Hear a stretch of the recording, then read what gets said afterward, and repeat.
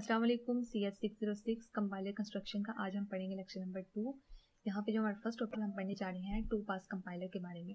To pass compiler जो है ये टू पार्ट्स में डिवाइड होता है। फर्स्ट इसका पार्ट होता है फ्रंट एंड, दूसरा इसका पार्ट होता है बैक एंड। फ्रंट एंड का क्या काम होता है कि जो भी हमारा सोर्स कोड है उसको वो IR में कन्वर्ट करता है। IR की फुल फॉर्म है इंटरमीडिएट रिप्रेजेंटेशन। और उसके बाद जो सेकंड इसका पार्ट होता है जो बैकएंड है वो क्या करता है कि वो IR को ट्रांसलेट करता है मशीन कोड में। मतलब कि इस कंपाइलर को अगर हम देखें तो source code direct machine code में ट्रांसलेट नहीं हो रहा, बल्कि क्या हो रहा है कि सोर्स कोड पहले IR में कन्वर्ट हो रहा है, फिर IR से वो मशीन कोड में कन्वर्ट हो रहा है। तो ये आपने याद रखना है।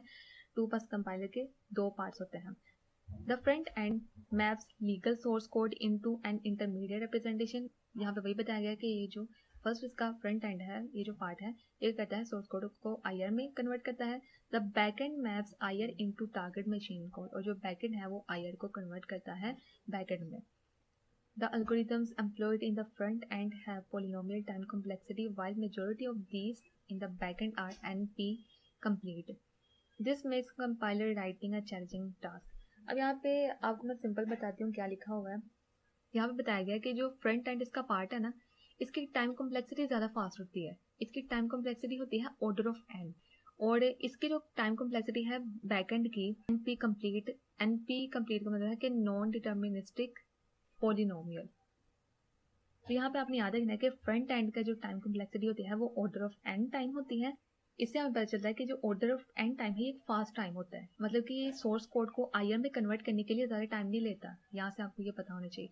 और बैकएंड जो है इसकी टाइम कॉम्प्लेक्सिटी NP कंप्लीट है, जो कि एक एवरेज स्लो टाइम होता है, और मतलब कि ये IR को मशीन कोड में कन्वर्ट करने के लिए ज़्यादा टाइम लेता है। तो यहाँ पे सिर्फ ये आपको बताया गया है।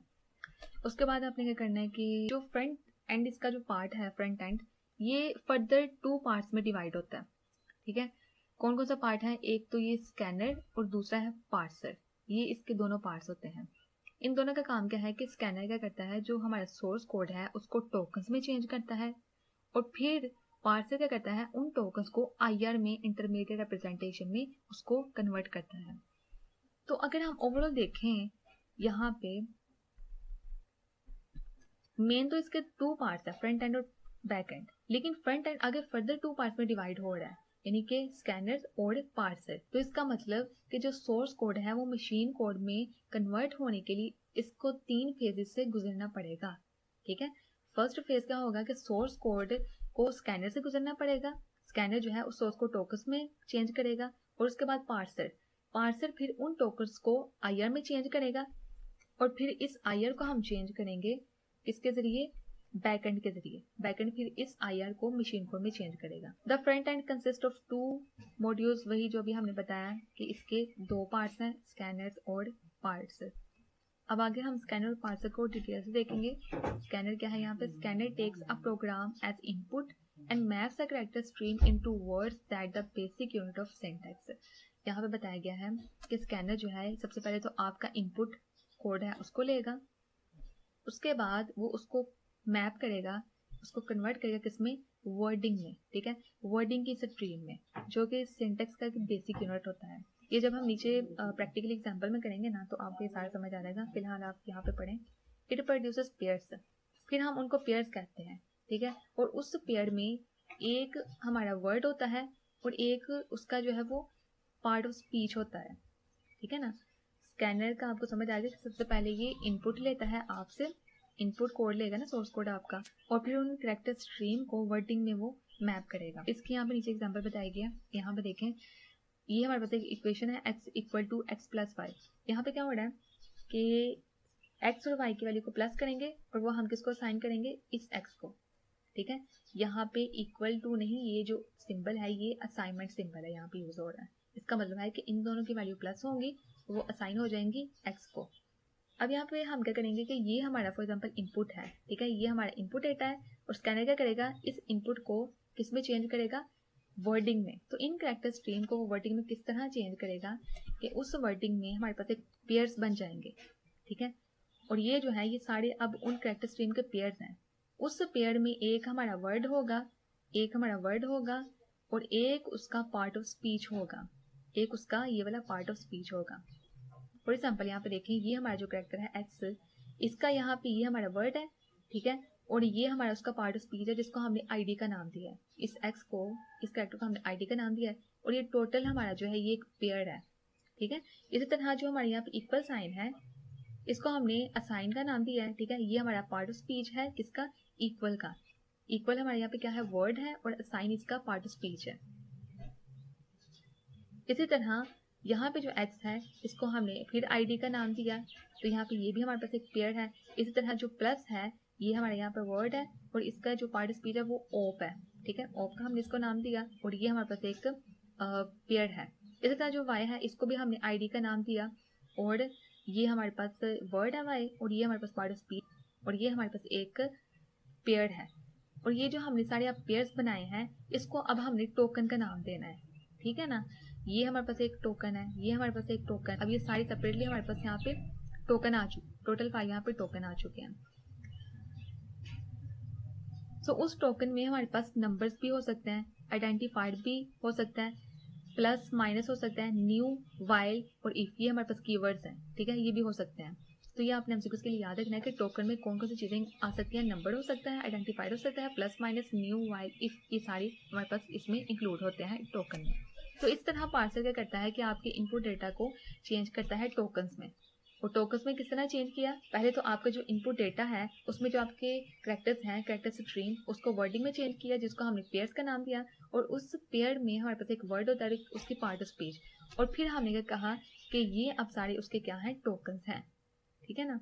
तो इस तरह स्कैनर ने आपके इस इनपुट डेटा को टोकन्स में कन्वर्ट किया। उसके बाद हम देखते हैं पार्सर क्या करता है। पार्सर इन टोकन्स को आईआर में कन्वर्ट करता है। तो पार्सर भी हम यहाँ पर अंडरस्टैंड कर लेते हैं पार्सर क्या है। Parser takes in the stream of token, वही जो हमने अभी देखा कि ये अब टोकन्स को लेगा, ठीक है, जो कि स्कैनर ने जो टोकन्स बनाए थे उन टोकन्स को अब ये पार्सर लेगा, recognise context free syntax and report error, ये करता है कि एरर्स को रिपोर्ट करता है। The parser builds IR for source program, ये सोर्स प्रोग्राम के लिए आईआर इंटरमीडिएट रिप्रेजेंटेशन बिल्ड करेगा। जैसे ऊपर हमने देखा कि ये बैकएंड के लिए, बैकएंड क्या करता है, आईआर को ट्रांसलेट करता है ना, तो उसके लिए आईआर को बिल्ड करेगा, ठीक है ना। ऊपर भी हमने सबसे पहले देखा that syntax of most programming languages specified using context free grammar, ज्यादातर जो लैंग्वेजेस का सिंटैक्स होता है उनके लिए कॉन्टेक्स्ट फ्री ग्रामर को यूज किया जाता है, जिसकी शॉर्ट फॉर्म है सीएफजी। ये सीएफजी जो आपका ऑटोमेटन कोर्स है CS 402 है मेरे ख्याल से, तो उसमें आपने पढ़ा होगा CFG। Context free syntax is specified with a grammar G equal to SNTP। Grammar में हमारे पास 4 सिंबल्स होते हैं, SNTP। S की फुल फॉर्म होती है, ये स्टार्ट सिंबल होता है हमारे पास, N जो है यहाँ पे ये नॉन टर्मिनल सिंबल होता है, और T जो है ये टर्मिनल सिंबल होता है, और वर्ड्स, और P जो है ये प्रोटेक्शंस हम इसको कहते हैं। और ये जो नॉन टर्मिनल्स, ये भी आपने ऑटोमेटन के चैप्टर में पढ़ा होगा। टर्मिनल्स कहते हैं कि जिनको आप रिप्लेस नहीं कर सकते, नॉन टर्मिनल्स जिनको आप रिप्लेस कर सकते हैं। ओके, अब यहाँ पे आपने ये वाला अच्छे से याद करना है, ये जो रूल्स यहाँ पे बताए गए टोटल 7 रूल्स, ये कॉन्टेक्स्ट फ्री ग्रामर्स के रूल्स हैं, इनको हम यहाँ पे देख लेते हैं। अब एक हमारे पास सबसे पहले है गोल, यहाँ पे बताया गया, यानी कि ये जो S है ना, ये स्टार्टिंग के लिए, ये स्टार्टिंग सिंबल है ना, तो इसको हमने गोल का नाम दे दिया, गोल के इक्वल कर दिया, ठीक है। और इस गोल को हम रिप्लेस किस किस से कर सकते हैं, इसको हम EXPR से रिप्लेस कर सकते हैं, ठीक है, ये आपने याद रखना है। और उसके बाद EXPR को हम किस किस से रिप्लेस कर सकते हैं, EXPR एक्सप्रेशन का हम रिप्लेस कर सकते हैं EXPR ऑप टर्म से, ठीक है, इससे, या फिर हम जस्ट टर्म से, इससे भी हम रिप्लेस कर सकते हैं। उसके बाद टर्म को हम किस किस से रिप्लेस कर सकते हैं, एक तो हम इसको नंबर से रिप्लेस कर सकते हैं, दूसरा हम इसको आईडी से रिप्लेस कर सकते हैं, और आईडी में हमारे पास एक्स भी हो सकता है, वाई भी हो सकता है, जो अभी ऊपर हमने देखा था जब हमने ऊपर टोकन्स बनाए थे। और ऑप को हम किस किस से रिप्लेस कर सकते हैं, ऑप को हम प्लस से भी कर सकते हैं और माइनस से भी कर सकते हैं। ये जो रूल्स हैं ये आपने अच्छी तरह याद कर लेना है। अब एग्जाम्पल करेंगे तो इसके आपको सारी समझ आ जाएगी। अब यहाँ पे देखें, यहाँ पे बताया गया कि S इक्वल होगा गोल के स्टार्टिंग के, T में हमारे पास नंबर भी आ सकते हैं, आईडी भी आ सकता है, प्लस माइनस भी आ सकते हैं, N में हमारे पास गोल, एक्सप्रेशन, टर्म और ऑप आ सकता है, और P में हमारे पास नंबर्स आ सकते हैं। ये आपने MCQ के लिए अच्छी तरह याद रखना है कि कौन कौन सा जो करेक्टर है वो कहाँ कहाँ आएगा। अब यहाँ पे एग्जाम्पल बताया गया है कि अगर हमारे पास ये एक सेंटेंस है x + 2 - y, तो इसको हम किस तरह जनरेट करेंगे। उसको जनरेट करने के लिए हम डिफरेंट प्रोडक्शंस को यूज करेंगे, जो ऊपर अभी हमने 7 प्रोडक्शंस देखे थे, ठीक है, जो अभी हमने ऊपर यहाँ पे 7 प्रोडक्शंस देखे थे, इनको अब हम यूज करते हुए अपनी इस सेंटेंस को प्रोड्यूस करेंगे। ओके जी, तो सबसे पहले हम क्या करेंगे कि यहाँ पे हमारे पास एक्स वाई क्या है, हमारे पास ये आईडी है, ठीक है, इनको हमने आईडी का ऊपर नाम दिया था, और प्लस और माइनस हमारे क्या है यहाँ पे ओप है। ओके, तो पहले हम क्या करते हैं, स्टार्ट करते हैं। स्टार्टिंग के लिए हम यहाँ पे गोल लिखेंगे और फिर हम इस गोल को किस किस से रिप्लेस कर सकते हैं। यहाँ पे देखें ना, स्टार्टिंग के लिए सबसे पहले हम यहाँ पे गोल लिखा, तो इस गोल को हम किस किस से रिप्लेस कर सकते हैं, सिर्फ एक्सप्रेशन से हम इसको रिप्लेस कर सकते हैं, EXPR से। तो अब हमने इस गोल को रिप्लेस कर दिया एक्सप्रेशन से, गोल की जगह क्या आ जाएगा, एक्सप्रेशन। अब हम इस एक्सप्रेशन की जगह क्या क्या रिप्लेस कर सकते हैं, तो यहाँ पे देख लेते हैं। इस एक्सप्रेशन की जगह हम यहाँ पे एक्सप्रेशन ऑफ टर्म को भी लिख सकते हैं और टर्म को भी लिख सकते हैं, ठीक है, ये दोनों हमारी ऑप्शंस है। तो हम यहाँ पे क्या लिखेंगे, एक्सप्रेशन ऑफ टर्म हम यहाँ पे लिखेंगे। इस एक्सप्रेशन को हमने रिप्लेस किससे किया, एक्सप्रेशन ऑफ टर्म से। तो वो रूल्स आपको याद होंगे, तो यहाँ पे आप इजीली कर लोगे। तो यहाँ पे हमने अब इस एक्सप्रेशन की जगह लिखना है एक्सप्रेशन ऑफ टर्म।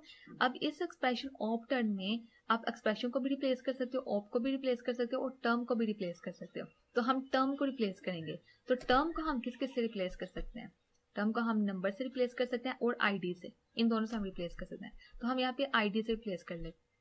आईडी से क्यों रिप्लेस करेंगे, क्योंकि एक्स और वाई यहाँ पे जो हमारे पास है सेंटेंस में, ये हमारे पास आईडी है, ठीक है, तो इसलिए जो हमारी टर्म है, इस टर्म का हमने रिप्लेस कर दिया आईडी से।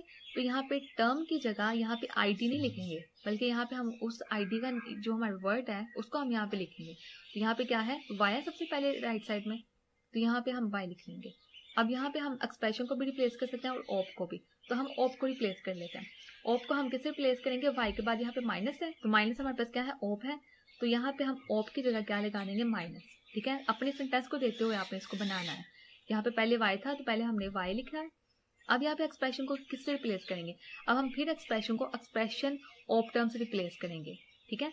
इस एक्सप्रेशन की जगह आ जाएगा एक्सप्रेशन ऑफ टर्म, बाकी हमारे यहाँ पे सेम रहेगा, ठीक है ना। उसके बाद यहाँ पे हम टर्म को रिप्लेस कर लेते हैं। टर्म को हम नंबर से अब रिप्लेस करेंगे, क्योंकि यहाँ पे अब हमारे पास नंबर है, तो नंबर से हम रिप्लेस करेंगे तो यहाँ पे 2 आ जाएगा। अब यहाँ पे हम एक्सप्रेशन और ऑफ को हम रिप्लेस कर सकते हैं। तो ऑफ को हमने अब किससे रिप्लेस करना है, ऑफ हमारे पास यहाँ पे ऑपरेटर कौन सा है, प्लस का, तो यहाँ पे ऑफ की जगह हमारे पास क्या आ जाएगा, प्लस, तो यहाँ पे ऑफ की जगह हम यहाँ पे लगा देंगे प्लस। उसके बाद फिर हम एक्सप्रेशन को रिप्लेस करना है टर्म से, तो एक्सप्रेशन को हम टर्म से भी रिप्लेस कर सकते हैं। तो जब हम यहाँ पे एक्सप्रेशन की जगह लिखेंगे यहाँ पे टर्म, अब हम इस टर्म को किससे रिप्लेस करेंगे, आईडी से, क्योंकि ऊपर अगर हम देखें ना, एक्सप्रेशन को हम इस टर्म से रिप्लेस किया और फिर इस टर्म को हमने इस आईडी से रिप्लेस किया, ठीक है। तो आईडी से रिप्लेस करेंगे, आईडी से क्यों किया, क्योंकि यहाँ पे अब हमारे पास आईडी है, ठीक है, एक्स और वाई दोनों आईडी है, तो यहाँ पे अब हमारे पास क्या आ जाएगा, एक्स आ जाएगा, ठीक है। टर्म को हमने आईडी से रिप्लेस किया, यहाँ पे जो टर्म है, और उस आईडी की जगह हमने उसका यहाँ पे नाम लिख दिया एक्स का। तो अब हमारे पास यहाँ पे जनरेट हो चुका है हमारा sentence x plus y minus 2। समझ आ गई। तो यहीं तक था आज हमारा lecture. Thank you so much. Allah Hafiz.